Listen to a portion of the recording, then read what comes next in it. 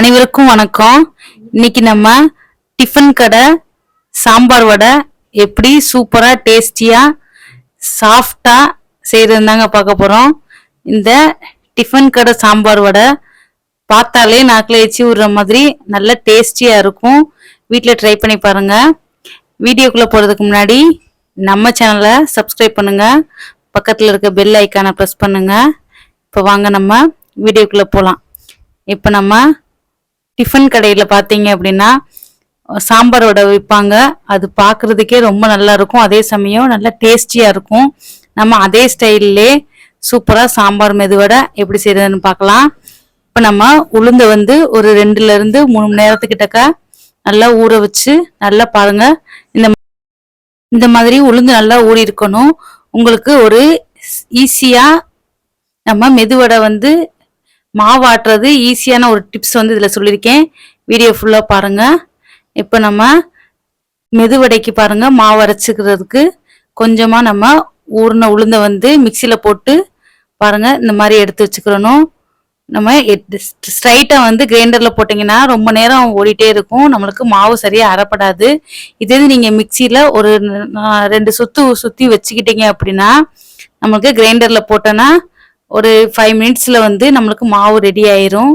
அதனால நீங்கள் இந்த டிப்ஸை ஃபாலோ பண்ணுங்க, உங்களுக்கு மெதுவடை நல்லா சூப்பராக கிடைக்கும். மிக்சியில் நீங்கள் ஊறின உளுந்த லைட்டாக தண்ணி தொளிச்சிட்டு 2 தடவை சுற்றிட்டு நீங்கள் அப்புறமா எடுத்து கிரைண்டரில் போட்டீங்க அப்படின்னா உங்களுக்கு உளுந்த மாவு சீக்கிரமாக அரைப்பட்டுரும். இப்போ பாருங்கள், நம்ம மிக்சியில் போட்டு எடுத்ததை கிரைண்டரில் போட்டு எடுத்தாச்சு. இப்போ பாருங்கள், இந்த சட்டியில் நம்ம கிரைண்டரில் ஆட்டின மாவை எடுத்து வச்சுட்டு பச்சரிசி மாவு, வெங்காயம், பச்சை மிளகா, கருவேப்பிலை, கொத்தமல்லி எல்லாத்தையுமே பொடிசாக கட் பண்ணி சேர்த்துக்கிட்டாச்சு. இப்போ நம்ம பேனில் எண்ணெய் ஊற்றி எண்ணெயை நல்லா காய வச்சுக்கிறணும் நம்ம வடை போட்டு எடுக்கிறதுக்கு. இப்போ பாருங்கள், நம்ம மிக்ஸ் பண்ணது எல்லாத்தையுமே நல்லா கலந்து விட்டுட்டு அதில் சீரகம் கொஞ்சம் சேர்த்துக்கிறோம், மிளகு சீரகம் 2ஐயும் நல்லா நுணுக்கிட்டு சேர்த்துக்கலாம். சேர்த்துட்டு நல்லா மாவை கலந்து எடுத்துக்கிட்டு நம்ம இலை அல்லது நம்ம வீட்டில் இருக்க ஏதாவது பொருள் வாங்கியிருக்கோம்ல அந்த பிளாஸ்டிக் கவர்லேயே நம்ம அந்த வடையை போட்டு தட்டி எடுத்துக்கலாங்க. பாருங்கள், வடையை தட்டி நல்லா எண்ணெய் காஞ்சோன்னே போட்டு எடுத்தோம்னா நம்மளுக்கு சூப்பராக புசு புசுன்னு நம்மளுக்கு மெதுவடை தயாராகிரும்.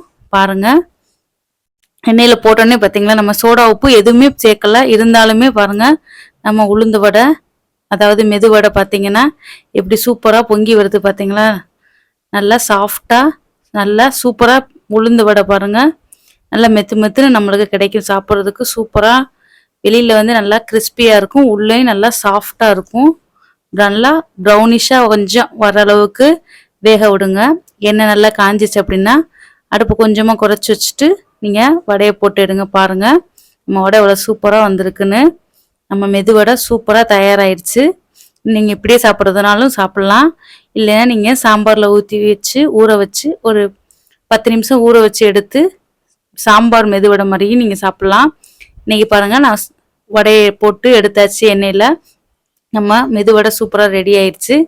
இப்போ நம்ம சாம்பாரில் சேர்த்துக்கிற போகிறோம். பாருங்கள், நம்ம மெதுவடையை சாம்பாரில் சேர்த்துட்டு நல்லா ஊற வச்சிடலாம். ஒரு ரொம்ப நேரம் கூட ஊற வைக்க அவசியம் இல்லைங்க, ஒரு 5 நிமிஷம் நீங்கள் ஊற வச்சாலே போதும். நம்ம சாம்பார் மெதுவடை டேஸ்டியாக சாப்பிட்றதுக்கு ரெடி ஆயிரும். ரொம்ப சூப்பராக இருக்கும். நீங்களும் உங்கள் வீட்டில் ட்ரை பண்ணி பார்த்துட்டு எப்படி இருந்துச்சுன்னு கமெண்ட் பண்ணுங்கள் நம்ம சாம்பார் மெதுவடையை. தேங்க்ஸ் ஃபார் வாட்சிங்.